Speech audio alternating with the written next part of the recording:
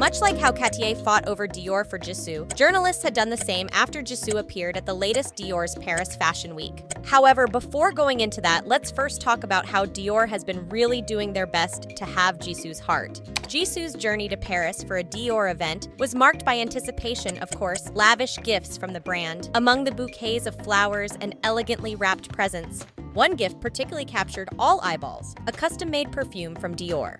Fast enough, netizens found out this wasn't just a normal perfume, it was the one specifically made by Francis Kurkdjian, a master of modern perfumery, whose creations, including the iconic Baccarat Rouge 540, remain unmatched in the fragrance world. Then, living up to her Human Dior title, Jisoo has also caused buzz when sending journalists into a frenzy when appearing at the latest event of Dior at Paris Fashion Week. She attracted so much attention that photographers started pushing each other trying to take the best picture of her. A video from the event shows this mess with people saying sorry to Jisoo and being told to stop pushing, showing just how eager everyone was to get a photo of her. Fortunately, being protected by a group of bodyguards and Dior's PR manager, Mathilde Favier-Jisoo, made her way through the crowd smoothly.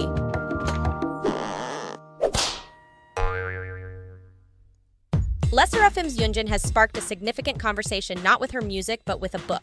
Spotted on Omniscient Interfering View, reading Breasts and Egg by Mieko Kawakami, Yunjin's choice of literature has ignited discussions about feminism in South Korea. Yunjin seems to really like the novel since she also annotated it. And in short, the book examines the lives of women in Japan facing societal pressures like reproductive rights, motherhood, and other arguments about the autonomy of a woman's body. But this also made Yunjin a center of criticism. On NamuWiki, people threw shade at her for showcasing feminist literature. This backlash echoes previous controversies, like the one involving Red Velvet's Irene's fans burnt her photocard as she was seen reading a feminist book. Kimjiwoong, born in 1982. Joy got hate for liking a post about a feminist book, and both Irene and Sulgi were hated since their monster MV's concept reminded some of lesbians. However, on the coup, she was protected as people said only weak men felt attacked by a mere book about such normal topics.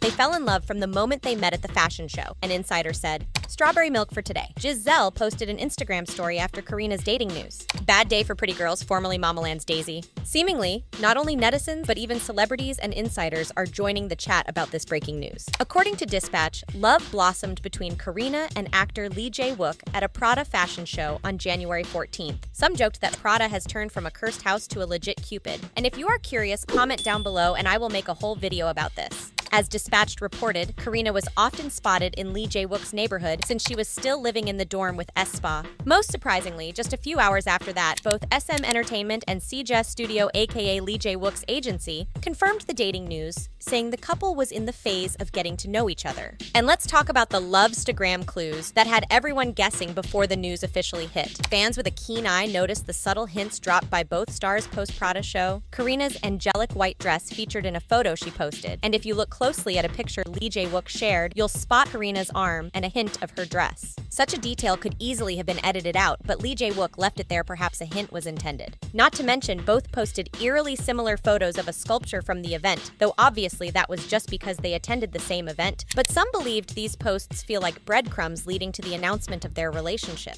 This, as any other dating news, garnered mixed reactions. But this time, some reactions from of aespa's members, other K-pop idols, to even fans were next-level hilarious. On the same day, Giselle posted an Instagram photo showing her unmatched sense of humor and the legit queen behavior with an Instagram story of a strawberry milk captioning "strawberry milk for today." Simple, effective, and literally a K-pop version of Yes and to those who cared too much about idols dating. An insider close to the couple shared, "I think it's fair to say they fell in love at first sight. They fell in love from the moment they met at the fashion show." Then, Daisy, a former member of Mamaland, shared some funny tweets on X saying that it must be that it was a bad day for pretty girls. Why? Well, for a little context, it's because of things like these.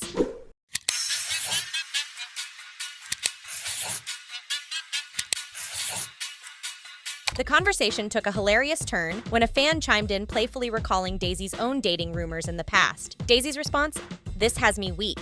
It was a moment of genuine amusement showcasing her ability to laugh at herself to enjoy life. In a fun and coincidental twist, Lee Jae Wook's appearance on Salon Drip not long ago caught attention, and before him, Karina had also just appeared on the show. Then, when MC Jang Do-yeon jokingly suggested pairing him with Karina for a hypothetical travel show, some noticed how Lee Jae Wook seemed to stop functioning at the mention of Karina's name. International fans of Karina were also said to be super cute and funny, because while they were sad to see the idols being taken, they still completed their tasks, finding information about Karina's outfit on her date nights. Still, there were negative reactions, and some even dragged Winter into this. An imaginative and viral message from an aespa fan to Winter has sparked both confusion as this fan, claiming to have supported aespa since their debut, tweeted on X and directly mentioned Winter, saying the news of Karina's relationship was merely a smokescreen designed to hide her true relationship with Winter, and so Winter shouldn't be disappointed. Everyone in the world knows you guys are dating, so the label made up a boyfriend to be able to deny it, this person specifically said.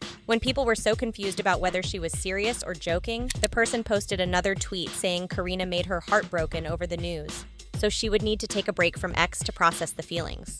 A famous fan account of Karina also changed their name from Karen's wife to not Karina's wife. Some fans even went as far as unsubscribing from Karina's bubble and expressed disappointment in her dating news, claiming that it is too soon for a K-pop idol who debuted 3 years ago, and Winter might very likely take the center position for the upcoming comeback. But the biggest backlash was about Dispatch, with many questioning the ethics and timing of Dispatch's reporting, when they were only 1 month into the relationship, especially based on photos and insider claims infringed on the idol's privacy. That was not to mention how, based on Dispatch's photos, Karina was seen alone in the middle of the night, unaware of being staked and taken photos of, and if it hadn't been Dispatch and someone else with ill intentions had been there, Karina's safety would have clearly been at risk.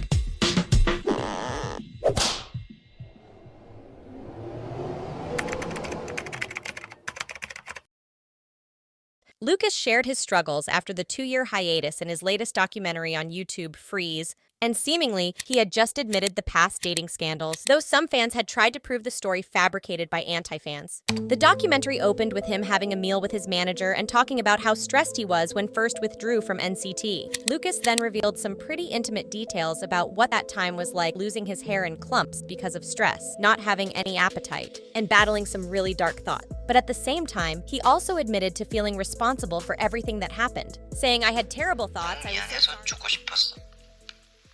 왜냐면 솔직히 다 나 때문이더라.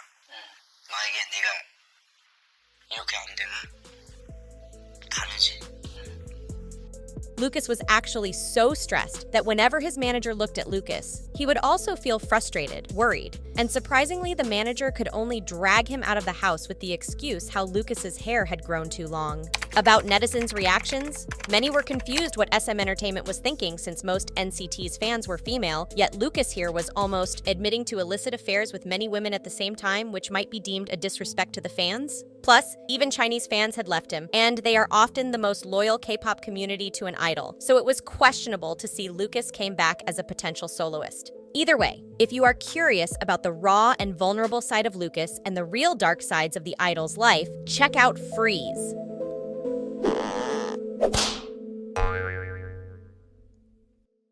On an episode of Omniscient Interfering View, Chaewon revealed her extensive collection of health supplements and shook everyone for taking up to 8 pills at once. The pills included 2 omega-3 tablets, vitamin D, vitamin B, a joint supplement, and a multivitamin, which even surprised the group's youngest member, eunchae. Despite Chaewon's casual mention that her interest in health products grew after falling ill, her face obviously showed she didn't like it. And even to LesserAFIM's members, the sheer quantity of supplements raised eyebrows. People also discovered a hidden fact, believing Chaewon didn't eat properly at all because all these vitamins could be easily absorbed through normal food intake. Plus, she was also too young to consume such supplements in large numbers.